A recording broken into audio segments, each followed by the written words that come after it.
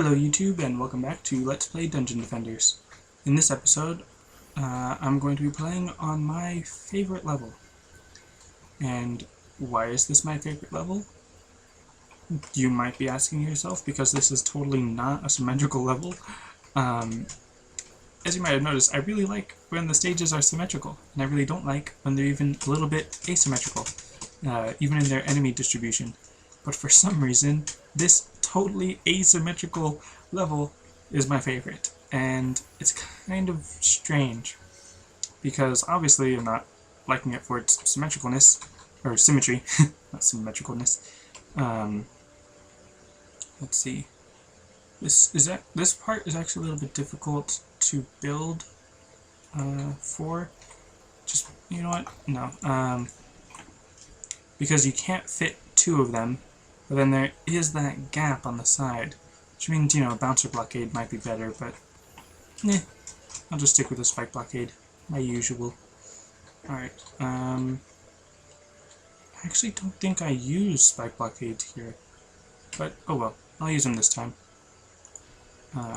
Like in this particular area, I mean, not like this map in general, but I'll use them just because I usually put spike blockades first round anyways. But, as I was saying, this level is definitely not symmetrical, but I really enjoy the way it's built, because there's, let's see, 1, 2, 3, 4 doors, 4 doors, about 4 or 5 different like entry points that you have to worry about. I'm just going to put that back a little more. There's a part here that can be a little bit troublesome, just because of me using my harpoon turrets to like shoot around, trying to shoot around corners, but obviously not being able to. And that causes a bit of trouble because of mages and kobolds, which are kind of annoying, but then there's also wyverns that you gotta watch out for. I'm going to put that harpoon turret here because the wyverns fly in from this direction. And there are 3 crystals. However, 2 of them are grouped really close together, so it's as if you only have 2 crystals that you have to worry about. But obviously you do have to worry about 3 of them. This is a good position. Do I need more chests? No. Which means that I just need to put 1 more spike blockade somewhere. Or, that was close. Just sell these and build a harpoon turret.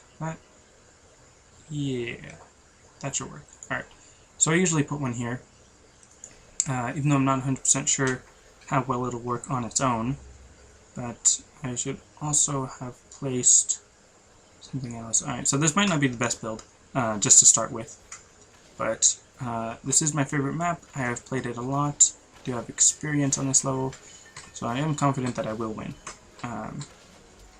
Just trying to guide them a little bit away from the wall so that the harpoon turret doesn't get stuck shooting them like that. Alright, just going to take some of them out on my own. And oh look, a wyvern dropped right in front of me because of that turret up there, and that spike blockade's probably going to need some help. It's doing okay, but obviously people got to the side of it as I thought they would. Right, and I guess one problem I have with this level is just because I have slow movement speed, it takes a while to get all the way up here, because it is multi-leveled, multi-tiered, I guess. And just get rid of you, and upgrade you. Alright, so now you have seen kind of where they come from, and oh, what's this? I'm using a bowling ball turret. That's right, because this is an area that I think would probably be best defended by a bowling ball turret, or 2 of them, because it's a very narrow path, well, not that narrow, but pretty narrow pathway that is kind of long, but because it's at a incline, I guess, but the other word for incline, the opposite of an incline, the harpoon turret won't be quite as effective because it'll be shooting downwards rather than straight ahead, so it won't be able to pierce as much. The bowling ball turret it still doesn't pierce, it just kind of bounces around, which isn't always the best thing, but in that case I guess it will do. Did I get all 100? Okay, I wasn't paying attention to how much mana I had before and after. But oh well. So then those two doors on the top, well, the top left, the one with 33, that one, it splits. It'll either go down or right. And then the enemies with 31, they'll all come through this way. And these two harpoon turrets should be good. And then the 33 door and the other 31 door on the left side will come through here. The two bowling ball turrets should be good. Wyverns come from that direction. I'll probably need another harpoon turret, but not yet. Because here, I'm going to use more bowling ball turrets. If I can do this right. I don't think I placed that well enough. Okay. I'm actually going to sell that for right now. Place this, zoom out a little bit so you can see the trajectory of the bowling ball turret. So this is something that I like to do that's most likely overkill, but always fun nonetheless. Place 3 bowling ball turrets there, and then 2 harpoon turrets on the side. Because I don't think you can fit 3 harpoon turrets in this little middle spot. Maybe you can, I don't remember. I tried hard enough. And so I will now use some spike blockades, just to give them a little bit of cover, even though I'm sure this is plenty of firepower. And also getting back on the reason why I like this stage, I'm not sure if I put 3 spike blockades. No, I can't. The reason why I like this stage is because there are definitely areas where builders are absolutely necessary. And as a builder, you can totally solo this place. However, that area in particular, and the top 31 enemies, those two places are great for DPS units that, especially like a Squire, if you built like a DPS, so that you could just take down all the enemies, because it's just that straight little funnel. And this part is good too for DPS, but I prefer using the bowling ball turrets here. And of course the spike blockade is just for a little bit of a safety net, pretty much. And let's see. So the DPS, they are good in these areas where it's just a nice little hallway for them, for the enemies to storm through. But other than that, it's not trying to be asymmetrical, so the little bit of asymmetry, I guess, doesn't bother me. It's only when the map is basically symmetrical, but then the enemy distribution is off. That's what slightly bothers me, but as I've always said, it's not really that big a deal. Now, something else you can do, that I'm going to do right now, is use a bowling ball turret here. Because it's on the roof, so the bowling ball will just, fall straight down. Well, not really straight down, it's more in an angle. But then just get that side that the harpoon turrets can't really get as much. And I've still got more defense units, so I'm going to build some more harpoon turrets over here. And I'm sure my defenses are well enough to defend without me having to build them before combat phase. So this, just a little bit of extra wyvern protection. And I've still got 11 defense units, which is quite a bit, actually, considering that my defense is just about done. The bowling ball turret's helpful there, I think. I think it's being helpful. I don't think it's actually hitting anything. Oh well. I'll build another one, just because. More bowling balls. Alright, and now I've got four defense units. So in that case, I'm actually going to build another bouncer blockade. Or, let's see if I can do this. Dang it, I still don't have enough. Oh well. Let's build a bouncer blockade here. To get any enemies that make it past that, which I really doubt they will. Let's see. I know what I can do. I'm going to sell those bowling ball turrets because I really don't think they're being very helpful.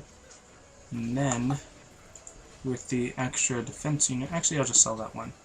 Then I'll build the slice and dice blockade, which is pretty nice, but I don't really use it because all my other towers seem sufficient.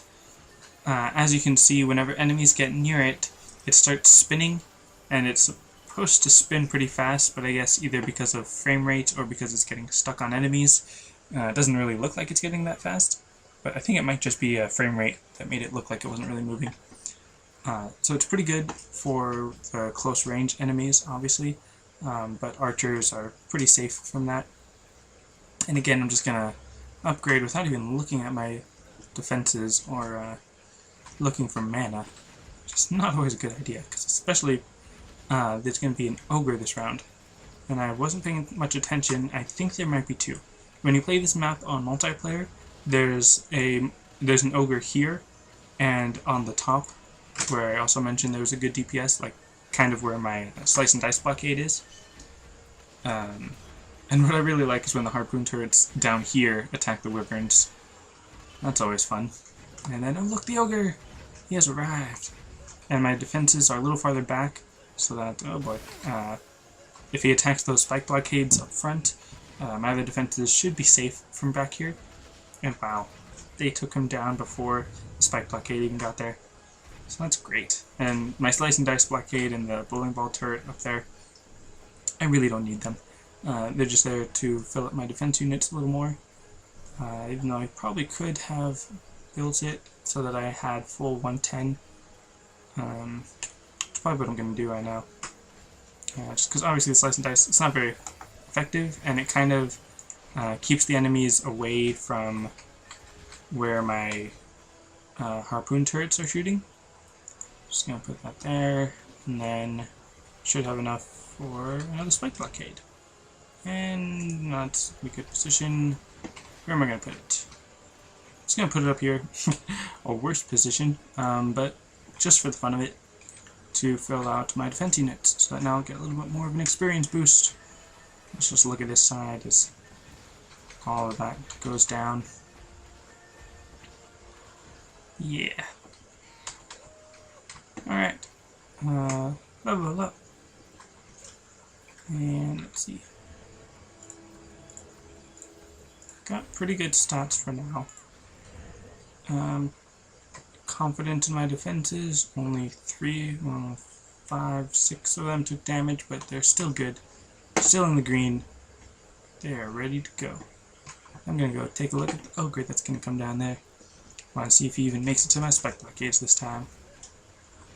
Okay. It's probably gonna destroy me just because of how much I'm taunting it. Taunting fate. Or tempting fate, I think is the term. Upgrade my harpoon turrets. Just one more time. Just to use the mana that I got. And now let us wait for the ogre. Nice little cinematic first-person view, rather than have all the HUD in the way. And just a reminder, you can press H twice to get rid of everything, once to just get rid of your HUD, I think. Well, let's check. So this is just normal view. Once to get rid of your sword, twice to get rid of the HUD, 3 times to bring your sword back, and then I accidentally pressed it twice on that time, so the 4th time will bring everything back. So, wow. He didn't... Actually, no, he didn't... never mind. He almost made it to the spike blockade, but no. He was denied. Alright, little armor. Nah, I don't need it. Alright, so the top I should probably be paying attention to. I'm actually going to use my ability, Blood Rage, because it makes me run a little faster. Which I don't think I've actually ever used this in an episode. It makes me run a little faster and attack stronger, and I think that's about it. It might increase my defense or something, but I'm not sure. And then it's also the circular slice. Just go like that, and you attack everyone around you. So that's fine. Those are just little abilities that you can use. They're a little more effective for when you're actually like a hero champion, like when you use your stats to improve your hero. But I'm just a builder, so I don't really use them very often. And also, there's only 3, I guess 4 more levels in the main mission story mode thing. And there are the quest for the Eternia shards, but I really don't want to do them right now because those, I think they're made more for multiplayer, just because the maps are so big, and you have to run around so much, and then there's so many waves, and then there's a boss at the end of each map. So I'm only going to do that if I have multiple people doing it with me. So if you play, or some of your friends play, or you think about playing, just, send me a private message on YouTube, obviously, and we can talk about you possibly joining in. If you think, or if you've been wanting to do a Let's Play, or like start your own YouTube channel, then I'd be happy to collaborate with you here, and then, share audiences, and well, that actually is pretty helpful. So I'm going to use that one. So that's pretty much it. After I get through the main mission mode as the Squire, would you rather I go back and do the same missions on a harder difficulty, or would you prefer if I started up another class? And I'm not going to use another weapon. And started up another class. I'll leave that up to you. There's only 3 more episodes, but since today's Friday, right? Yeah, today's Friday? Yeah, today's Friday. So you'll have, like, the weekend as well. So anyways, that's it for this episode. Thanks for watching, and I'll see you next time.